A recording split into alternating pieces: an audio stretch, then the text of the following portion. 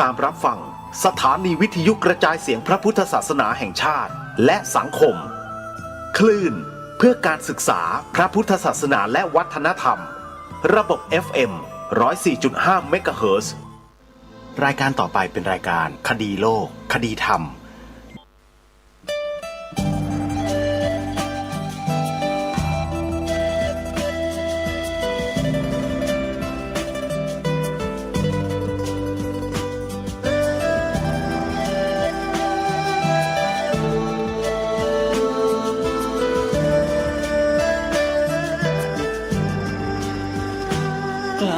คิดก็ต้องกล้าทำอย่ากลัวถ้าทำความดีเร่งศึกษาปัญหาให้ทันท่วงทีเมืองไทยจะพัฒนากว่านี้รายการดีคดีโลกคดีธรรมขอรำพันบรรยายความคิดเครื่องหมายแห่งสีทั้งสามงามถนัดขาวคือบริสุทธิ์สีสวัสดิ์หมายพระไตรรัตน์และธรรมะคุ้มจิตไทยแดงคือโลหิตเราใสซึ่งยอมสละได้เพื่อรักษาชาติศาสนาน้ำเงินคือสีโสภาอันจอมประชาถ้าโปรดเป็นของส่วนองค์จัดริ้วเข้าเป็นไตรรงค์จึงเป็นสีธงที่รักแห่งเราชาวไทยทหารอวตารนำไปยงยุทธวิชัยวิชิตก็ชูเกียรติสยามประเทศไทยที่เจริญมั่นคงมาได้จนถึงทุกวันนี้มิได้เกิดขึ้นจากความหวาดกลัวอย่างคลาดเขลาแต่บรรพบุรุษไทยของเราทุกยุคทุกสมัยล้วนแต่มีความกล้าหาญและชาญฉลาดปกป้องเอกราชสร้างชาติให้เกิดความมั่นคงโดยมีธงแห่งพระไตรรัตน์เป็นเครื่องนำชัยจึงเป็นที่มาที่ไปของรายการคดีโลกคดีธรรม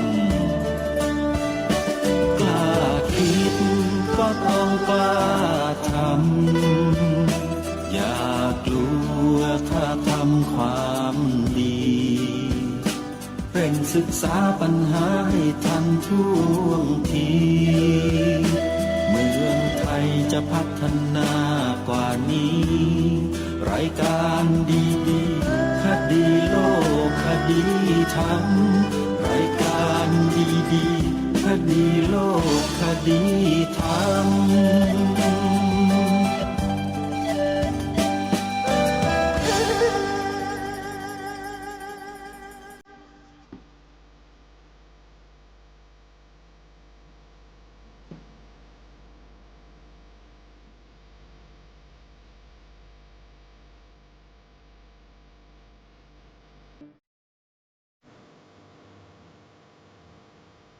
ขอ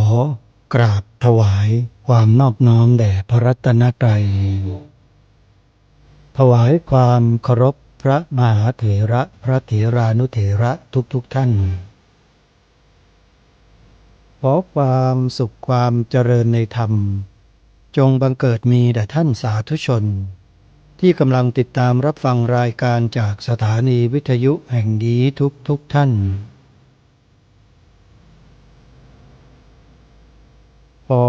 นำท่านผู้ฟังเข้าสู่รายการคดีโลกคดีธรรม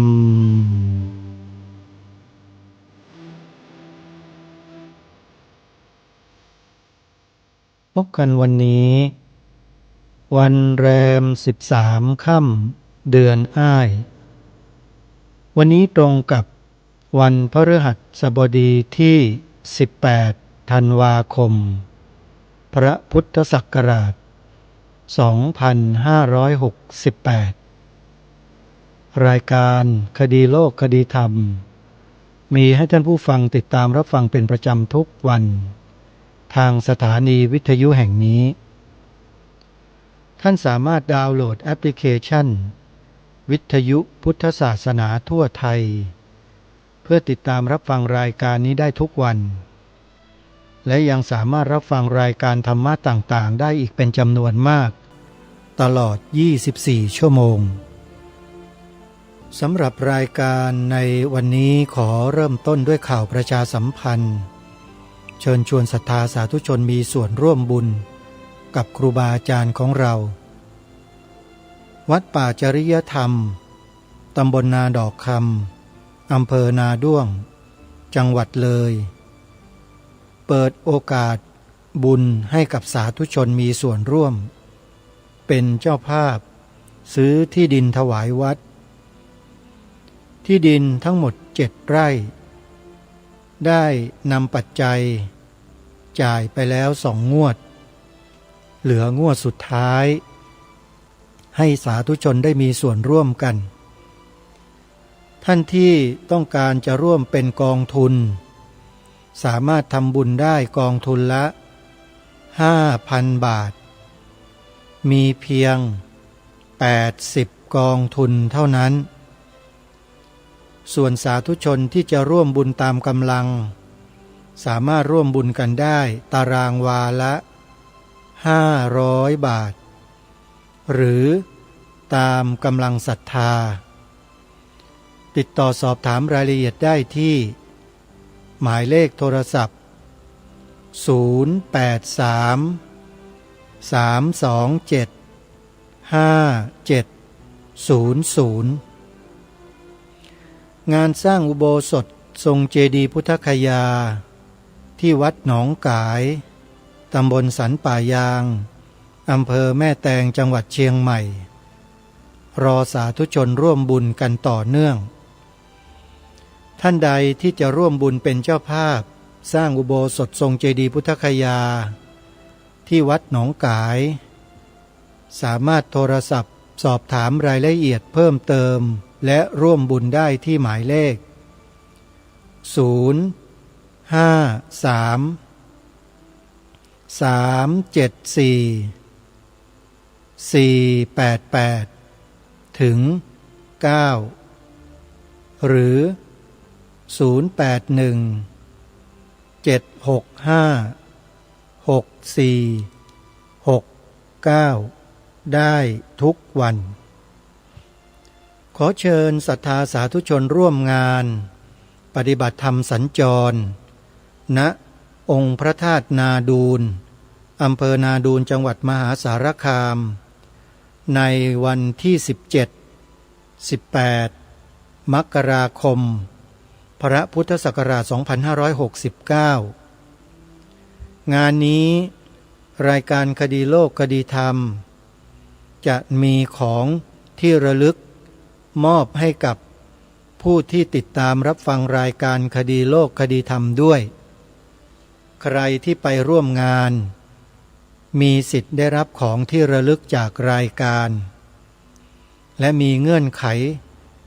ง่ายๆก็คือถ้าท่านเป็นแฟนรายการผู้ติดตามรับฟังรายการคดีโลกคดีธรรมมาอย่างจริงจังและมีความ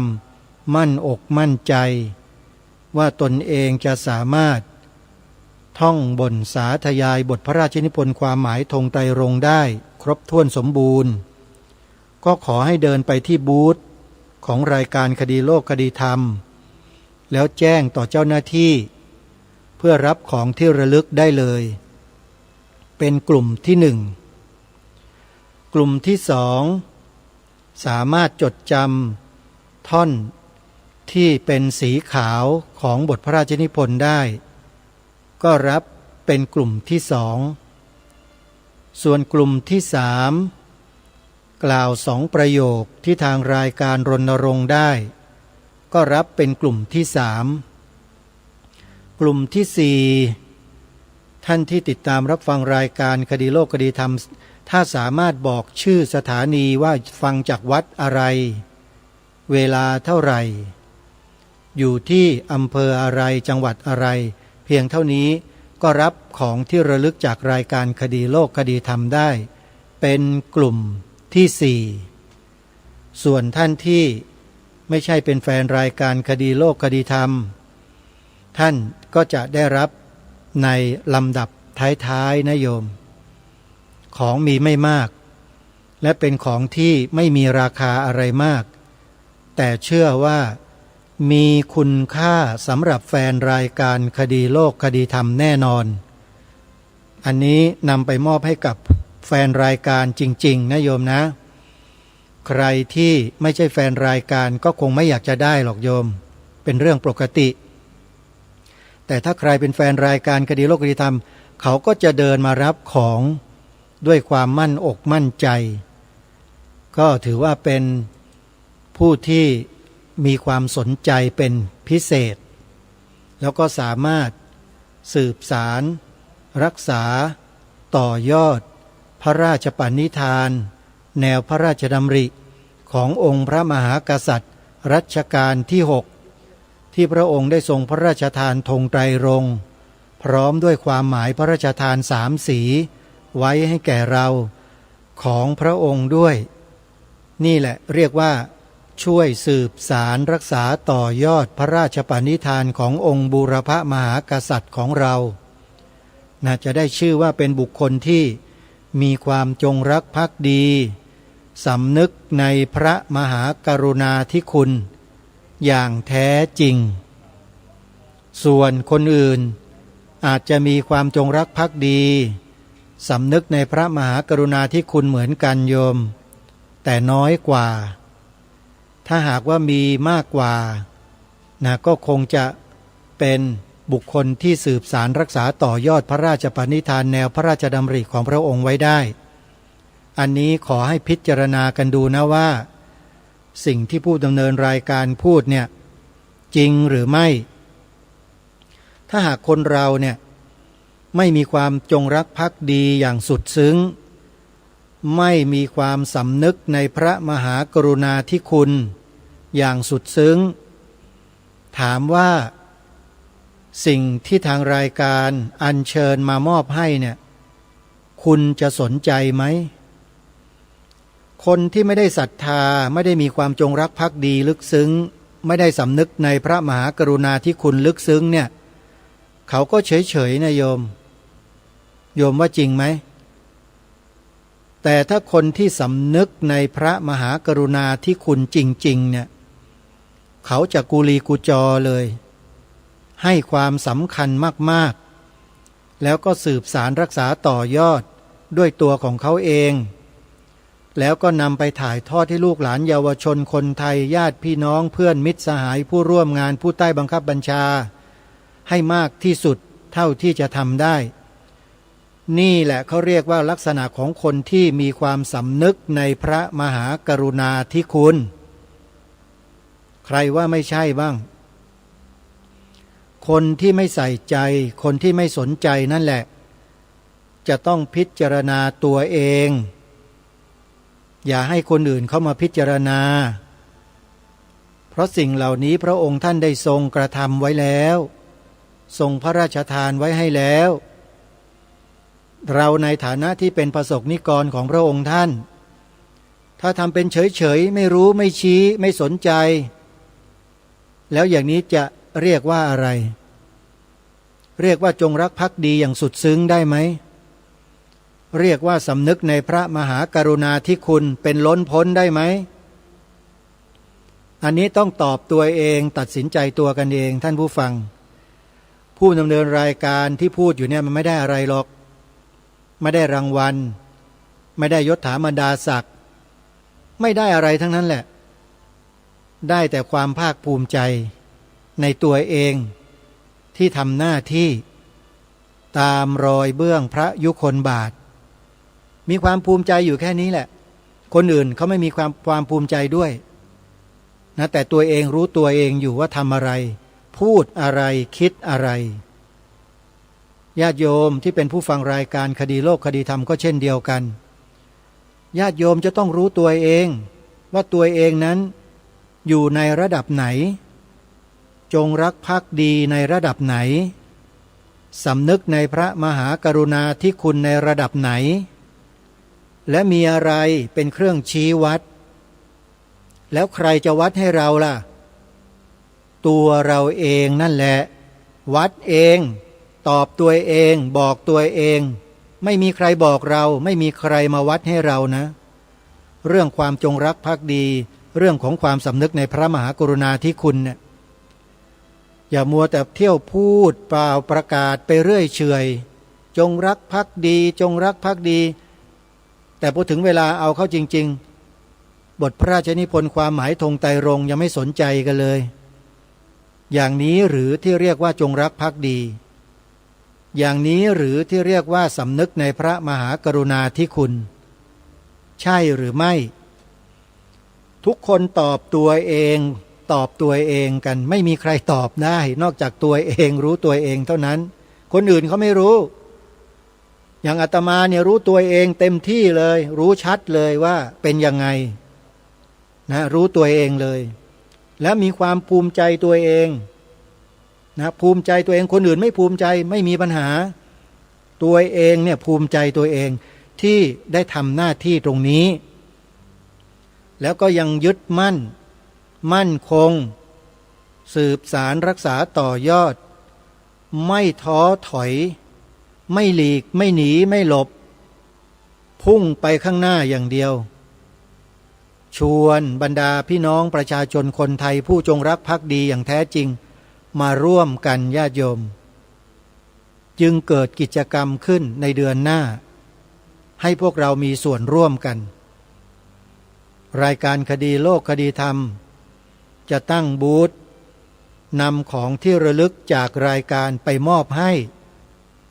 บุคคลที่มั่นใจตัวเองว่ามีความจงรักภักดีแท้สำนึกในพระมหากรุณาธิคุณแท้ไปรับของได้เลยตามเงื่อนไขที่ได้กำหนดไว้ญาติโยมอาตมาภาพบอกไปแล้วนะว่ามีเงื่อนไขอะไรบ้างทีนี้ทุกท่านก็ไปดำเนินการจัดการตัวเองกันทางรายการไม่สามารถจะไปเสกให้คนนั้นคนนี้จดจำบทพระราชนิพนธ์ความหมายธงไตรรงค์ของพระองค์ท่านได้อาตมาทำไม่ได้หรอกนอกจากตัวท่านเองทำตัวเองฝึกฝนตัวเองท่องบนด้วยตัวเองจดจำด้วยตัวเองแล้วมาส่งรายการคดีโลกคดีธรรมในงานปฏิบัติธรรมสัญจรที่พระธาตุนาดูลด้วยตัวของท่านเองจะดูซิว่าพวกเราเนี่ยมันมีความมั่นอกมั่นใจตัวเองแค่ไหนในการที่จะช่วยกันสืบสารรักษาต่อยอดสมบัติอันล้ำค่าของชาติบ้านเมืองอันนี้เอาไว้รายการจะไม่พูดเยอะเพราะว่าพูดมามากแล้วญาติโยมจะย้ำอยู่อย่างเนี้ยให้เราได้เกิดความเข้าใจและสำนึกร่วมกันการเดินถามว่ายืนเฉยๆมันชื่อว่าเดินไหมโยมการเดินคือมันต้องก้าวขาออกข้างหน้าสลับกันซ้ายขวาซ้ายขวานี่เขาเรียกว่าเดินแต่ถ้ายืนเฉยๆแล้วเราไปพูดด้วยวาจาว่าเดินอันเนี้ยเขาเรียกว่าอะไรรู้ไหมดีแต่พูดอย่าเป็นคนเช่นนั้นนะอย่าดีแต่พูดแต่จงเดินไปข้างหน้าด้วยขาของเราเองแล้วมันจะถึงเป้าหมายแล้วจะถึงเส้นชัยอย่าคิดว่าตัวเราไม่สำคัญนะตัวเราเนี่ยสำคัญนักหนาละให้รู้ไว้ด้วยสำคัญมากซะด้วยจงให้ความสำคัญกับตัวเราเองในการที่จะทำในสิ่งที่ดีสิ่งที่ถูกต้องอันเนี้ยสำคัญมากเลยสำหรับชีวิตหนึ่งที่จะทำอะไรที่มันถูกต้องอะไรที่มันสำคัญเนี่ยสำคัญมากนะโยมชีวิตคนเราเนี่ยสำคัญตรงนี้แหละเหมือนกับทหารตอนเนี้ย ทหารที่อยู่แนวหน้าและอยู่แนวหลังก็ตามซึ่งอยู่ในกระบวนการปกป้องรักษาชาติบ้านเมืองแผ่นดินไทยเนี่ยมีความสำคัญทุกคนเลยยกเว้นทหารนอกแถวยังไงนั้นเราก็รู้ในโลกโซเชียลเขาเอาไปตีแผ่กันเยอะแยะอันนั้นก็ยกออกไปแต่ทหารที่ทำหน้าที่ปกป้องอธิปไตยของแผ่นดิน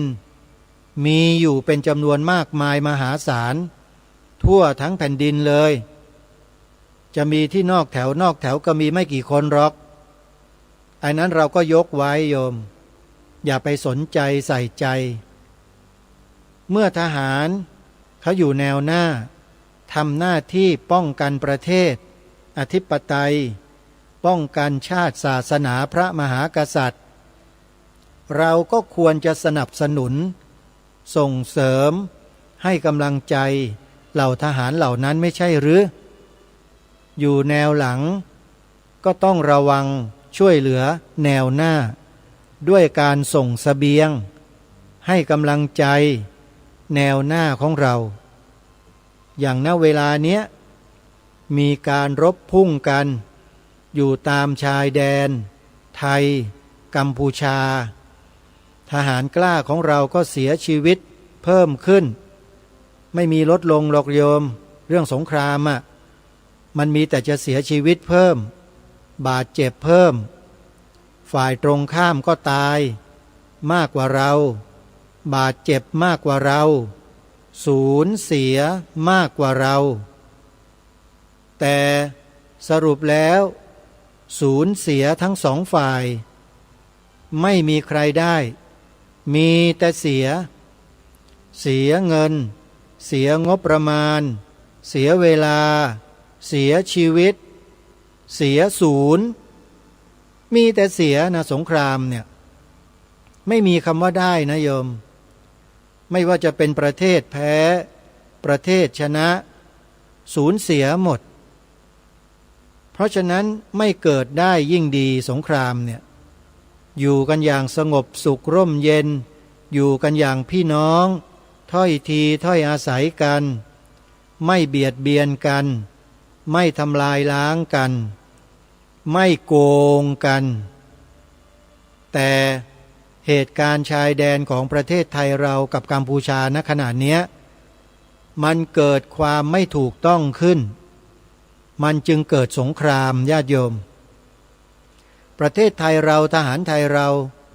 ก็ต้องเข้าไปแก้ไขสิ่งที่ไม่ถูกต้องเหล่านั้นให้มันกลับมาถูกต้อง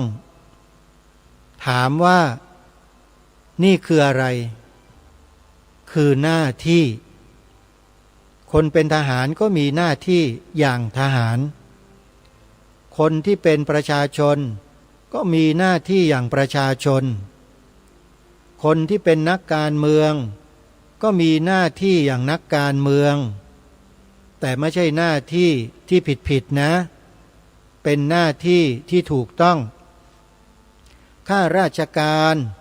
ก็มีหน้าที่อย่างข้าราชการแต่ไม่ว่าจะเป็นใครก็ตามอยู่ในฐานะอะไรก็ตามตำแหน่งหน้าที่การงานยศอะไรก็ตามไม่มีสิทธิ์ทำชั่วถ้าทำชั่วอยู่ไม่ได้สังคมเขาก็ต้องขับไล่ออกไปดำเนินการเอาออกไปแค่นั้นเองโยมเพราะถ้าไม่มีมาตรการไม่ทำอะไรคนชั่วมันก็จะเต็มบ้านเต็มเมืองไปหมดคนดีก็จะอยู่กันลำบากเหมือนอย่างทุกวันเนี้ยบางครั้งบางเวลาบางโอกาสคนดีๆทำความดีกลับถูกกล่าวร้ายป้ายสีใส่ความจนกลายเป็นคนไม่ดีเมื่อกลายเป็นคนไม่ดีตามการกระทำเช่นนั้นสังคมก็ต้องมองว่าคนเหล่านั้นไม่ดีไปด้วยเพราะคนที่กระทำในลักษณะเช่นนั้นเนี่ยเขามีอิทธิพล มีอำนาจเขาจึงทำเช่นนั้นแต่เมื่อไรที่อำนาจหมดต่อไปนะกรรมก็จะเริ่มทำงานแล้วโยมคอยดูผลแห่งกรรมนะมันมีกรรมเนี่ยถ้าไม่ให้ผลชาตินี้มันก็ตามไปให้ผลชาติต่อไปไม่มีที่สิ้นสุดนี่คือหลักของกรรมไม่มีใครหนีพ้นสักคนแม้แต่พระสัมมาสัมพุทธเจ้าของเราเนี่ยก็หนีกรรมไม่พ้นนะพระองค์ยังมีสังขารร่างกายมีขันธ์ห้าอยู่นั่นก็หมายความว่ายังมีการกระทบ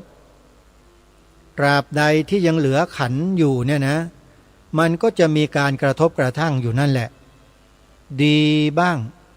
ไม่ดีบ้างก็ถือว่าเป็นการกระทบ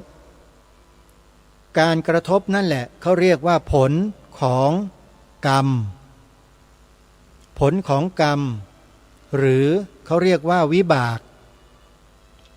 กรรมญาติโยมอย่างพระสัมมาสัมพุทธเจ้าเราเนี่ยจริงๆแล้วพระองค์ท่านเนี่ยอยู่เหนือทุกสิ่งทุกอย่างหมดแล้วแต่อยู่ไม่เหนืออยู่อย่างเดียวคือเหนือกรรมพระองค์ตรัสไว้เลยนะนัตถิกัมมะสมังพลังแรงอื่นเสมอด้วยแรงกรรมไม่มีเห็นไหมพระสัมมาสัมพุทธเจ้ายังทรงถูกสะเก็ดก้อนหินกระเด็นมาถูกนิ้วเท้าของพระองค์ท่านจนห่อเลือดนะญาติโยมถือว่ารุนแรงมากพระสัมมาสัมพุทธเจ้าไม่ควรที่จะโดนอะไรเช่นนั้นเลยใช่ไหมแต่เพราะวิบากกรรมนั่นเองพระองค์จึงถูกพระเทวทัตกลิ้งหินลงมาจากเขาคิชกูฏหวังที่จะปลงพระชนพระองค์ท่านแต่ด้วยพระบุญญาบารมีของพระองค์ท่านพระเทวทัตไม่สามารถทำลายล้างชีวิตของพระองค์ได้แต่สะเก็ดหินมันกระเทาะแล้วปลิวมาโดนนิ้วหัวแม่เท้าของพระองค์ท่านห่อเลือดเพียงเท่านี้แหละทำให้เทวทัตถูกธรณีสูบลงอเวจีมหานรกไปเลยเห็นหรือยังท่านผู้ฟังเขาเรียกว่ากรรมทันตาเห็นในยุคของเราเนี่ยก็มีนะคนที่กระทำกรรมต่อพระสงฆ์ในสมัยหนึ่งไม่ว่าคนนั้นจะเป็นใครก็แล้วแต่ที่ทำร้ายพระสงฆ์ผู้ปฏิบัติดีปฏิบัติชอบนะโยมไม่ว่าจะสูงส่งแค่ไหนโยมตายหมดเลยโยมอันนี้คือเรื่องจริงนะถ้าไม่เชื่อลองเข้าไปใน Google แล้วพิมพ์หาหนังสือที่ชื่อว่าผจญมารมาเปิดอ่านดูได้เลยแล้วจะรู้ว่าเป็นใครผู้ถูกกระทำคือใครและผู้ถูกกรรมสนองนั้นคือใครบ้างในหนังสือผจญมารเขียนบอกไว้หมดเลยญาติโยมอ่านแล้วอย่าตกใจก็แล้วกันเดี๋ยวจะหาว่าไม่บอกเพราะตัวละครที่อยู่ในเรื่องราวนั้นน่ะเป็นบุคคลที่เราไม่น่าเชื่อเลยว่าจะเป็นไปได้แต่เป็นไปแล้วนะและมันก็ยังมีอยู่จนถึงทุกวันนี้ใครอยากจะรู้รายละเอียดไปดูในหนังสือนี้ได้เลยผจญมารพิมพ์เข้าไปใน Google เดี๋ยวก็หาอ่านกันจนได้นั่นแหละอาตมาจะไม่นำรายละเอียดมาอ่านตอนนี้เดี๋ยวค่อยพิจารณาอีกครั้งหนึ่งแล้วนำมาอ่านให้ฟังกันเพราะมันเป็นเรื่องจริงที่เกิดขึ้นในแวดวงพระพุทธศาสนาของเรานี่แหละ แล้วผลกรรมเนี่ยมันแรงมาก แรงถึงขนาดตายโหงกันนะโยมคิดดูเถอะผู้ที่ถูกกระทำนั้นท่านไม่ได้เป็นอะไรเลยก็ได้แต่ถูกคุมขังเอาไว้อยู่ในคุกสันติบาล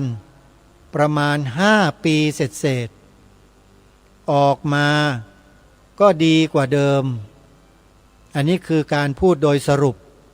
คือชีวิตดีกว่าเดิมโยมนะสูงขึ้นว่างั้นเถอะส่วนคนที่กระทำกับท่านเนี่ยต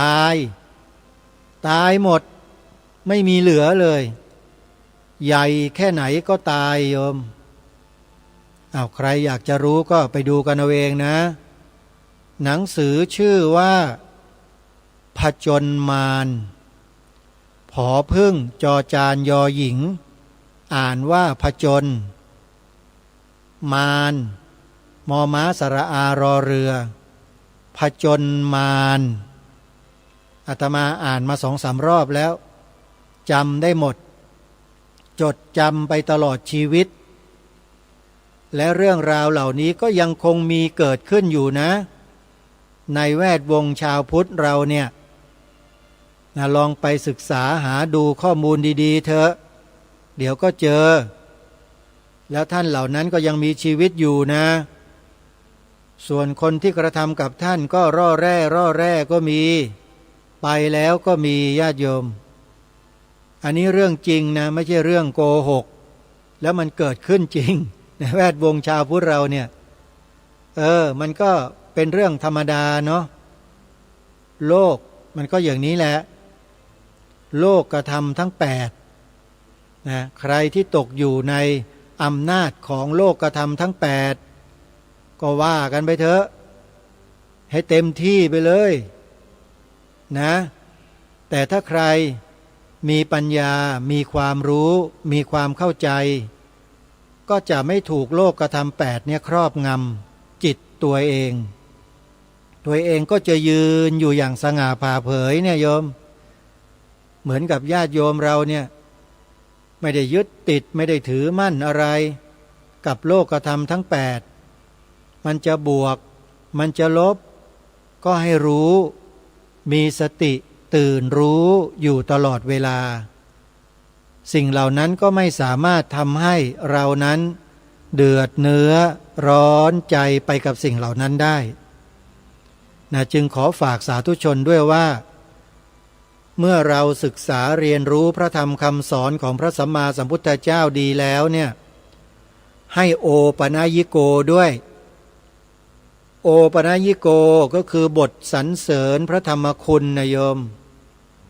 บทสรรเสริญพระธรรมคุณนะก็คือน้อมเข้ามาใส่ตัวด้วยน้อมเข้ามาใส่ตัวทำไมก็นำมาปฏิบัติให้มันได้พิจารณาให้เข้าใจถึงสภาวะธรรมที่อาศัยกันเกิดขึ้นตั้งอยู่ชั่วขณะแล้วก็ดับไปให้เห็นจริงรู้แจ้งแบบนี้แล้วจิตใจมันจะจางมันจะคลายไปจากความยึดมั่นถือมั่นยึดมั่นในรูปยึดมั่นในเวทนายึดมั่นในสัญญายึดมั่นในสังขารยึดมั่นในวิญญาณเนี่ยถือว่ายึดมั่นทั้งหมดและความยึดมั่นทั้ง5สิ่งนี้แหละ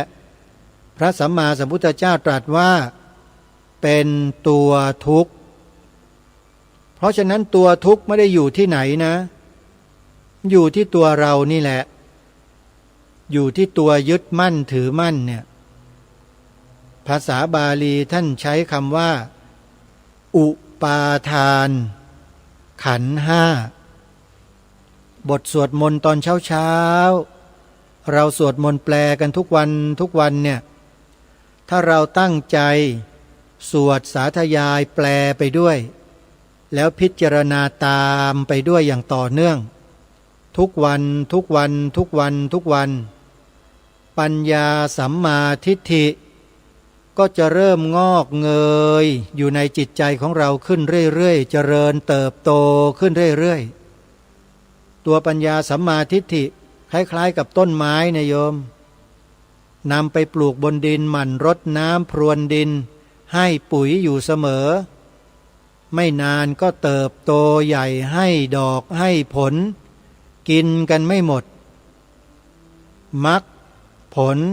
พระนิพพานก็เหมือนกันเมื่อไหร่ที่มรรคผลพระนิพพานออกดอกออกผลแล้วก็ทุกคนจะรู้เองอาตมาเองก็ยังไม่ถึงหรอกโยมเรียนรู้จากพระธรรมคำสอนของพระสัมมาสัมพุทธเจ้าอัตถกถาดีกามาเหมือนกันแล้วก็ฟังครูบาอาจารย์บางรูปท่านกล่าวท่านแสดงท่านอธิบายก็เกิดความรู้ความเข้าใจในเบื้องต้นที่เรียกว่าสุตตมยปัญญาปัญญาอันเกิดจากการฟังจากการศึกษาเล่าเรียนเขียนอ่านนี่เขาเรียกว่าสุตตมยปัญญาและเมื่อเราได้ปัญญาในระดับสุตตมยปัญญาแล้วเราก็พัฒนาปัญญาของเราขึ้นไปอีกระดับหนึ่งโดยการพิจารณาสภาวะธรรมทั้งหลายทั้งปวงทั้งรูปและนามให้เห็นว่าเป็นเหตุเป็นปัจจัยอิงอาศัยกันเกิดขึ้นไม่มีอะไรเกิดโดดเดี่ยวไม่มีทุกอย่างล้วนแต่อาศัยเหตุปัจจัยทั้งสิ้นเมื่อเราพิจารณาได้ขนาดนี้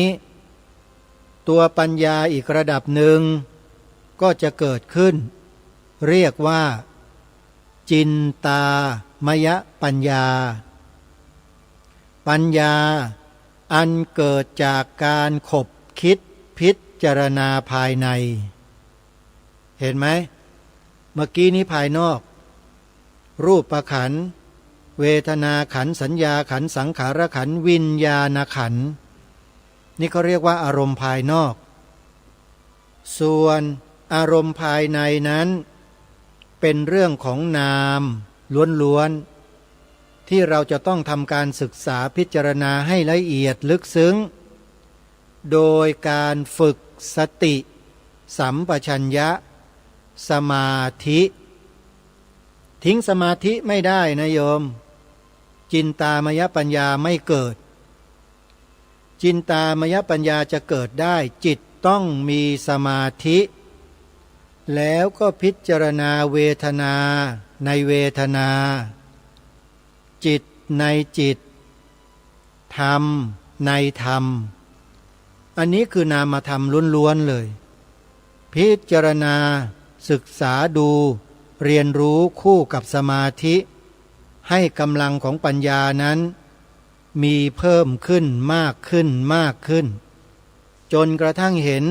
เหตุและปัจจัยทั้งหลายทั้งปวงตามความเป็นจริงนั่นแหละจินตามยปัญญาเกิดเมื่อจินตามยปัญญาเกิดแล้วเราก็อาศัยจินตามยปัญญานี่แหละพัฒนาปัญญาในขั้นต่อไปให้เกิดขึ้นด้วยการกำหนดรู้ดูอาการเป็นไปของรูปของนามเนี่ยให้ต่อเนื่องทั้งรูปธรรมทั้งนามธรรมโดยเฉพาะทางนามธรรมนั้นจะต้องพิจารณาให้มากเป็นพิเศษเพราะมันมีความละเอียดลึกซึ้งยิ่งกว่ารูปมีความหยาบกว่าแต่นามมีความละเอียดกว่าเยอะในขณะที่นามกำลังดำเนินไปเนี่ยไม่ว่าจะเป็นเวทนาสัญญาสังขารวิญญาณเนี่ยนะอะไรต่อไม่อะไรมันเกิดขึ้นในนามของเราเนี่ยมากมายมหาศาลเลยในแต่ละวันจนเราตามดูรู้ไม่เท่าทันถ้าหากว่าเราเจริญสติปัฏฐานสี่ต่อเนื่องเนืองเราจะตามเห็นได้เราจะตามรู้ได้เราจะตามดูได้แต่ถ้าเราไม่เจริญสติปัฏฐานสี่หมดสิทธิ์ตามรู้ไม่ได้เลยมันก็จะได้แต่ความนิ่งค ความสงบเย็นอยู่อย่างนั้นแหละนิ่งเหมือนกับหุ่นอย่างนั้นนะโยมมีความสุขมีปีติเอกคตาอยู่อย่างนั้นแหละไปมามันกลายเป็นฌานเขาเรียกว่าโลกียฌานซึ่งฤาษีชีไพรนักพรตอะไรต่างๆนอกศาสนาเราเขาก็ทำกันได้ทั้งนั้นเหมือนอย่างสมัยครั้งพุทธกาลก็ดีหรือปัจจุบันก็ดีที่ประเทศอินเดียเนี่ยสมัยนั้นนะโยมสมัยพระสัมมาสัมพุทธเจ้ายังทรงพระชนอยู่ทรงเสด็จพระพุทธดำเนินโปรดสัตว์แสดงธรรมในที่ต่างๆมีแต่เจ้าลัทธิมากมายก่ายกองเลยเต็มประเทศอินเดียไปหมดสมัยนั้นต่างก็กล่าวลัทธิของตนว่าดีอย่างนั้นเด่นอย่างนี้มีอย่างนั้นมีอย่างนี้อวดอ้างสรรพคุณกันเต็มไปหมดเลยพระสัมมาสัมพุทธเจ้าของเราเนี่ยทรงศึกษาจบ18ศาสตร์มาแล้วจากตักกศิลาโยมความรู้ทางโลกนี่บอกได้เลยว่า18ด็อกเตอร์พูดง่ายๆพูดเป็นภาษาปัจจุบันเนี่ยเข้าใจกันง่ายหน่อยจบ18ศาสตร์นะโยมและไม่ใช่จบแค่ปริญญาตรีโทนะระดับปริญญาเอกทั้งนั้นเลยอุปมาให้ฟังขนาดพระองค์จบถึงระดับนั้นแล้วนะยังทรงมองเห็นว่าวิชาต่างๆทั้ง18ศาสตร์ที่พระองค์ได้ศึกษาเรียนรู้มาจนกระทั่งจบหมดแล้วเนี่ยนะไม่สามารถนำพาคนในโลกนี้ให้พ้นจากความทุกข์ได้เลยมีแต่จะพาเวียนว่ายตายเกิดไม่รู้จักจบไม่รู้จักสิ้นพระองค์จึงทรงหลีกเร้นไปแต่เพียงพระองค์เดียวไปพิจารณาธรรมตามที่ธรรมสัญญามาปรากฏอยู่ในพระหฤทัยของพระองค์ท่านพระองค์ท่านก็ทรงเสด็จประทับนั่งอยู่ใต้ต้นอัศทพฤกษ์โพใบ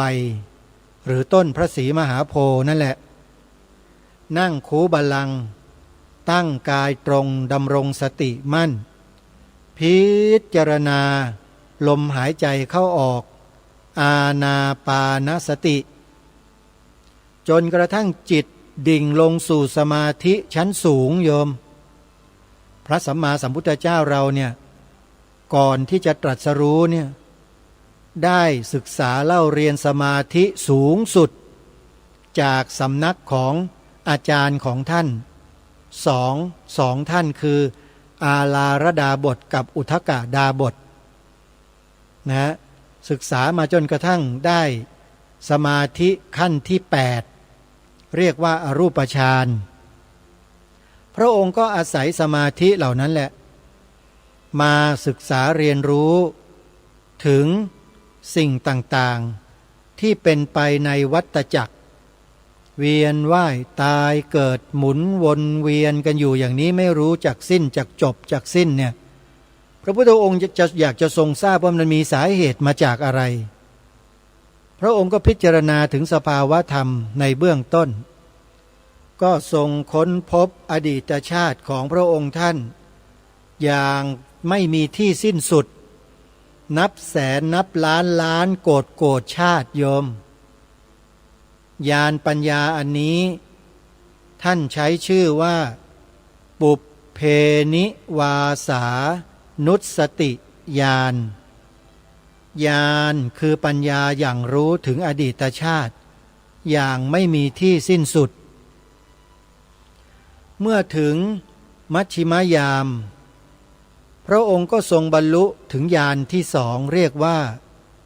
จุตูปปาตญาณโอ้โหญาณนี้นะโยมถ้าเราไปศึกษาในคัมภีร์ปฐมสมโพธิโยมจะเกิดความรู้สึกตื่นเต้นมหัศจรรย์อย่างมโหฬารเลยโยมเป็นไปได้ยังไงพระสัมมาสัมพุทธเจ้าทรงรู้ทรงเห็นการเวียนว่ายตายเกิดจุติปฏิสนธิของเหล่าบรรดาสัตว์ทั้งหลายทั้งปวงที่เวียนว่ายตายเกิดอยู่ใน31ภูมินี้ได้อย่างชัดเจนแจ่มแจ้งสุดๆโอ้โหขอบอกเลยโยมถ้ามาอ่านแล้วขนลุกขนพอง จุตูปปาตญาณโยมระลึกเห็นถึงการเกิดการตายของสัตว์ชนิดหนึ่งจากภพนี้พอตายจากภพนี้แล้วเกิดไปเป็นภพนั้นผุดโตขึ้นไปก็มีเป็นสังเสทชะก็มีเป็นสัตว์ที่มีขันธ์เดียวก็มี2 ขันธ์ก็มี4 ขันธ์ก็มี5 ขันธ์ก็มีพระองค์ทรงรู้หมดเลยนี่คือในมัชชิมยามพอถึงปัจฉิมยามสุดท้ายก่อนจะสว่างพระองค์ก็ได้ทรงบรรลุถึงอาสวัคคยญาณญาณปัญญาในการสำรอกทำลายล้างกิเลสตัณหาทั้งหลายทั้งปวงในพระหฤทัยของพระองค์ได้จนราบคาบหมดสิ้นไม่มีเหลือบรรลุสู่กระแสของพระนิพพานนี่แหละพระองค์ตรัสรู้อริยสัจสี่สาธุชนทุกท่านเพราะฉะนั้นการที่คนเราเนี่ยดูถูกตัวเองเนี่ยนะถือว่าเป็นความผิดมโหฬารคนเราต้องให้ความสำคัญต่อตัวเราเป็นอันดับแรกสำคัญตรงที่ว่ามีค่าต่อโลกใบนี้อันนี้เขาเรียกว่าสำคัญถูกแต่ถ้าคนสำคัญตนผิดมันก็บอกว่าตัวเองก็มีค่าเหมือนกันคือไปฆ่าคนนั้นฆ่าคนนี้ฆ่าคนนู้นคือสำคัญผิดนะไอ้แบบนี้ก็มีนะเพราะฉะนั้นเราเนี่ยเมื่อเรารู้เราเข้าใจแล้วเราเห็นแล้วเราก็ต้องกำหนดชีวิตของเราเองให้เดินไปตามแนวทางที่มันถูกต้องแล้วก็ไปมันแบบสุดๆไปให้มันสุดไปเลยดีให้มันสุดๆไปเลยโยมและที่สำคัญก็คือต้องมั่นใจตัวเองนะอย่ารอแหละอย่าโลเลอย่าลอกแลกอย่าแทงกักมันต้องมุ่งไปข้างหน้าชนเป้าหมายอย่างเดียวเลยเมื่อเราคิดจะทำความดีคิดจะหลุดพ้นจากสังสารวัฏเนี่ยมันต้องสุดๆเลยโยมดีให้มันถึงที่สุดเลยทำความดีทางโลกก็ให้ดีมันสุดๆทำความดีทางธรรมก็ให้ดีมันไปสุดๆไปเลยเอาชีวิตเข้าแลกไปเลยเหมือนกับทหารที่ป้องกันประเทศเห็นหรือเปล่าวิ่งชนระเบิดวิ่งชนกระสุนกันอยู่ตายกันนั่นน่ะนี่แหละเขาเรียกว่ากล้าทำความดีเพื่อชาติบ้านเมืองเราก็ต้องอย่างนั้นแหละชนกับมันสู้กับมันให้ถึงที่สุดฆ่ามันทิ้งให้หมดฆ่าอะไรท่านพูดดีๆหน่อยฆ่ากิเลสไงโยมไม่ได้ให้ไปฆ่าใครนะฆ่ากิเลสในใจเราเนี่ยฆ่ามันทิ้งเอามันไว้ทำปุ๋ยเดี๋ยวมันก็เจริญเติบโตกันใหญ่นะทำปุ๋ยทิ้งให้หมดความโลภความโกรธความหลงอิจฉาริษยาวิจิกิจฉาถีนมิทธะไม่ใช่ของดีขจัดทิ้งให้หมดวิธีการก็มีอยู่แล้วเจริญสติปัฏฐานสี่ไงสัมมัปปทานสี่แล้วก็อิทธิบาททั้งสี่อินทรีย์ห้าพละห้าโพชฌงค์เจ็ดมรรคมีองค์8โพธิปักขิยธรรม37ประการนี้แลคือทางหลุดพ้นอย่างแท้จริงนะวันนี้มาสรุปจบที่ตรงโพธิปักขิยธรรม37ประการพอดีเลยโยมแล้วเดี๋ยววันพรุ่งนี้ค่อยมาว่ากันใหม่เวลาหมดลงแล้วต้องขอสมมุติยุติไว้ได้เพียงเท่านี้พบกับรายการได้ใหม่ในวันต่อไปขอความสุขความสวัสดีในธรรมแห่งองค์สมเด็จพระบรมศาสดาสัมมาสัมพุทธเจ้าจงปรากฏเกิดมีขึ้นในจิตใจของท่านผู้ฟังทุกท่านทุกคนเทินขอเจริญพร กล้า